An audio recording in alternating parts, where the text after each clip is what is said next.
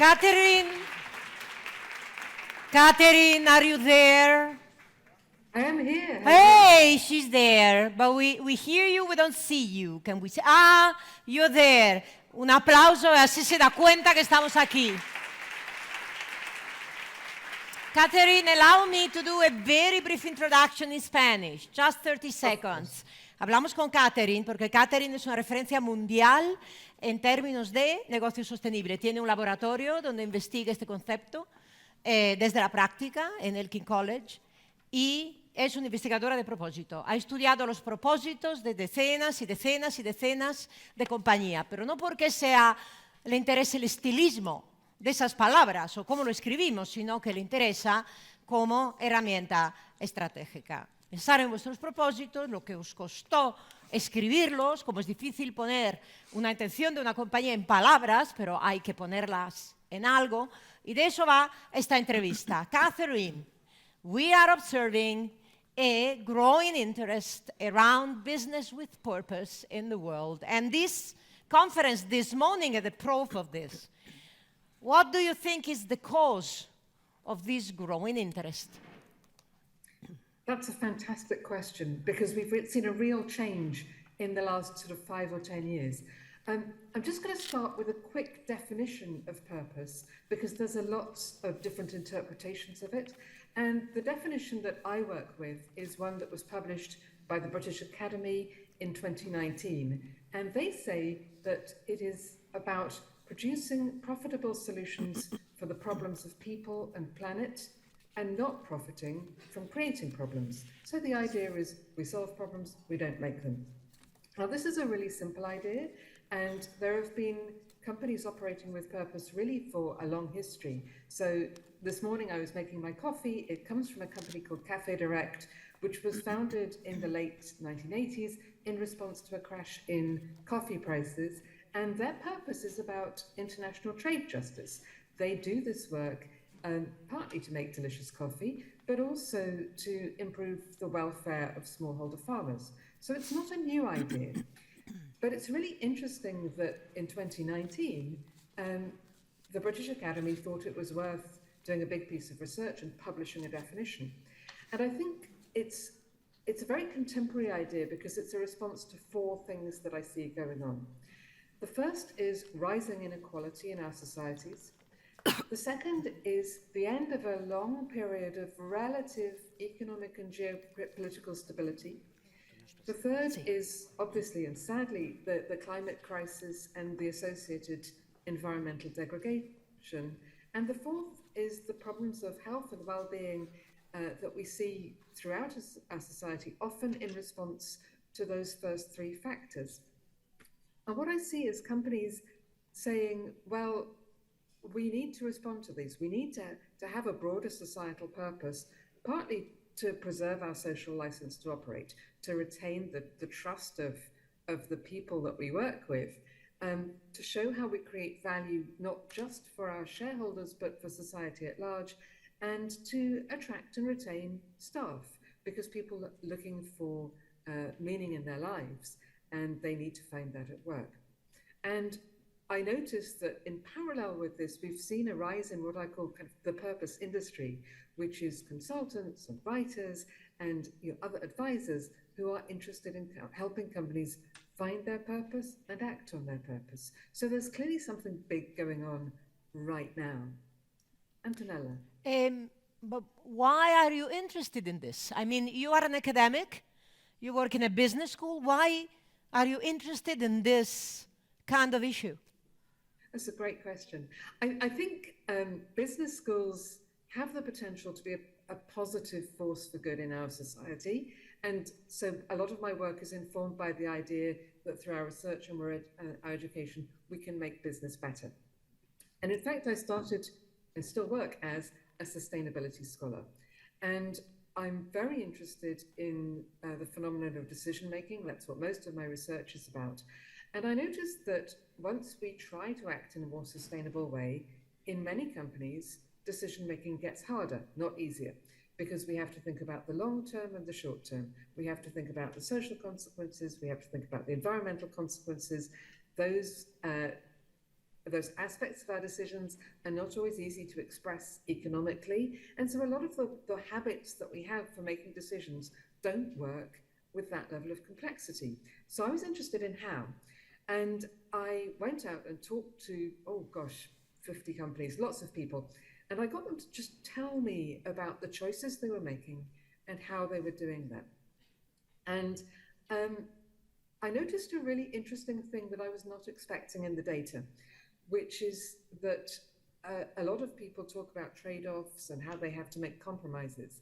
But companies that had a statement of purpose or some sort of framing of their relationship with society, the people in those companies were talking about decisions that they said was a win-win, it was good for the company and it was good for the planet, and they seemed much more positive about the choices they were making. I thought that was really interesting and not something that I particularly expected to find. And so back at King's, I teamed up with a colleague of mine, Professor Katie Bailey, and her student, PhD student, Anna Sandokar, and they were coming at the idea of purpose from a completely different direction. They're HR scholars, and they were really interested in how we create meaning at work and people's positive experiences at work. So they're interested in positive experience, I'm interested in decisions, but we seem to be joining around this issue of purpose. And we thought, well, that's interesting. We should have a conversation about this. We should understand a little bit more about what is going on here. And so that's why we started working together in an interdisciplinary way with a lot of different companies. So what have you been doing? Well, the first thing we did, we looked at all the literature, and there's tons of stuff written about why a company should have a purpose, but not very much about how, about what they should actually do. And so we thought, well, we'll start with the most basic thing. We'll look at what they say. We'll look at the purpose statements that they are putting out into the world. And we created a little database of, I think there was about sort of 70 different statements in our database, and we analyzed them, we read through all of them. And actually, our initial feeling was one slightly of frustration, because we looked at these and quite a lot of them seemed either very grandiose or very generic. So we were seeing companies, and often quite good companies, saying things like, well, we're here to improve life for people. And you think, well, of course, that's a good idea, but how? How does this really work? And so we looked at all these statements and we tried to figure out, well, what have they got in common? What are the good ones doing well? And how can we turn that into something simple that will help people think about how to write a value, how to write a purpose statement, or if they've got one, how to kind of refine the way in which they communicate it. So that was our starting point. And we found there were 5 characteristics that the strong purpose statements had in common with each other. And some of them are stronger on one than another. Not everybody is perfect at everything, of course. But our 5 characteristics are SABRE. They stand for saber in English, which is a type of sword. Don't know why it's a type of sword, but this is it. So let's have a little look at them. So the first one is about the societal impact that the company is trying to have. And given that our definition of a purpose is about solving a problem, we found the best purpose statements said a bit about what that problem actually was. Now, we were quite disappointed when we looked at it. Over 2/3 of the companies we looked at were really a bit vague about this, or they'd say a little bit about what the problem was, but not how they would solve it. But we did find some examples where companies were really clear. And I think, again, as a decision maker in an organization, clarity about what it is you're trying to do, what that impact is really helpful. So an example that I really liked was Philips. Now, Philips is an old company for over 100 years. They've been innovating, they've been about technology. And over the last 15 years or so, they've changed their portfolio to focus specifically on innovation in health. And they say, our purpose is to improve people's health and well-being through successful technological, meaningful innovation. And then they go on to say how and talk about the actual numbers involved in that. And for me, that's very clear how they want to benefit the world. The second characteristic that we think is important is authenticity. Now, I teach students. So I teach people from the age of about 18 to about the age of 25. And they are very sensitive to inauthenticity. If they think something is not true, or if they think there's greenwashing, it really makes them very angry.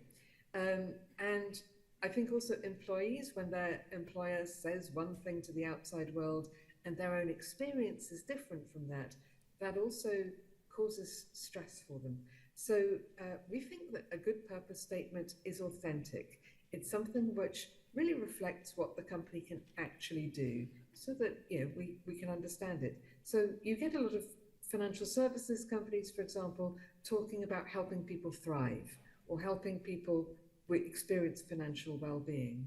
And that makes sense, because that is what they are trying to do with the money that they're entrusted with. The third thing that we saw as really important was believability. If we can't believe a company's purpose, even if it's very aspirational, then it's hard to take it seriously. Now, that doesn't mean that we shouldn't be ambitious. It doesn't mean we should be pedestrian in the choice of words. But it does mean that if there's a very big disconnect between what a company is saying they do and the business that we understand, it's sort of hard to believe. So we do see statements that are very grandiose, and we don't believe them. But someone like Rio Tinto, it's a mining company, they say their purpose is finding better ways to provide the materials the world needs. It's clear from that, it's about materials, it is about mining, but it's also about trying to improve. It's about a focus on the usefulness of those things that are extracted from the ground. The fourth criteria, the R, is about being relevant to the beneficiaries. It's got to be clear how this company helps the people it's setting out to help. Now, very often when we're reading these statements, we see a reference to customers or consumers or users of products or services, and that's fine. But we also see some statements that are thinking about other types of stakeholder in their business, other people who might be affected or impacted by their work. So as I was saying, Cafe Direct is all about providing justice to smallholder farmers. Apple is all about providing a superior user experience to the people that interact with its products or services. So that notion that you've got to be relevant in some ways is important to a successful purpose statement. And finally, we think they need to be engaging, not just because it's fun, but because actually you want people to remember these. You want people in their day-to-day work to be able, in their decision-making, to go, hold on, what is it we're really about here? What are we here to do? What's our purpose? And then bring that forward and have it inform the work that they do. And if you can't remember the purpose statement, if it's not engaging your employees at some level, then that becomes impossible. So one of the most engaging ones we read actually was by Adidas, the sportswear company, and they said, through sport, we have the power to change lives. Now, I think in some ways that doesn't pass all of the other tests in terms of its sort of grandioseness and so on. But I think if I worked for that company, it would really help me go, okay, in this choice, am I changing lives positively? Am I using sport to do that? And it would give me a sort of touchstone for some of the choices that we make. So those are our 5 aspects. 4 of them are clearly functional, and 1 is about communication. But we think that great statements bring them all together in one place. I will summarize for a second in Spanish. Catherine propone un acrónimo, SABRE, ¿no? S de cómo debe ser, cuáles son los requisitos del buen propósito, de un propósito bien escrito. S, societal. A, authentic. B, believable. R, relevant to communities. E, engaging. Do you know a company, we have 3 minutes, do you know a company that is able to fulfill all these 5 criteria in their purpose? That's a great question. Most of them didn't, but one that we found really interesting was Novo Nordisk. I don't know if you know it, it's a Scandinavian pharmaceutical company, and their purpose is to drive change to defeat diabetes and other serious chronic illnesses such as obesity and rare blood and endocrine disorders. Now, it's interesting because they make insulin. If they defeat diabetes, that's actually at some level really damaging some of their business. But they've said, actually, this is an important enough job and we're expert enough in this that we will try to make that level of difference to the world that we serve. And also we'll build our expertise as chemists, as medical people in serving the world on other sorts of endocrine disorder. So I personally find that quite bold, quite ambitious, quite inspiring, but also believable. Very last, purpose is not just words, obviously. So how do company act on the purpose, and what have you seen in your experience? Very briefly. Very briefly. Companies that want to adopt a purpose often need to make quite substantial changes. This is not a communications problem, and it's also not something that you can just delegate to the HR department and say, change the incentives, it'll all be fine. You actually have to change the way in which people think and the way in which people work. And that involves looking at social factors in the organization, our culture, our leadership. It involves looking at structural factors. What do we give people permission to do? How do they interpret their performance management? People don't do something if their bonus tells them to do something else. And then it involves helping them understand and bring different knowledge to the problems that they solve. And we find that people who can do that create real meaning in work and make a positive difference in the world. Thank you, Catherine. En los momentos de turbulencia, volver al propósito. Propósito, propósito, propósito. Thank you very much. Un aplauso que le hacemos. Thank you.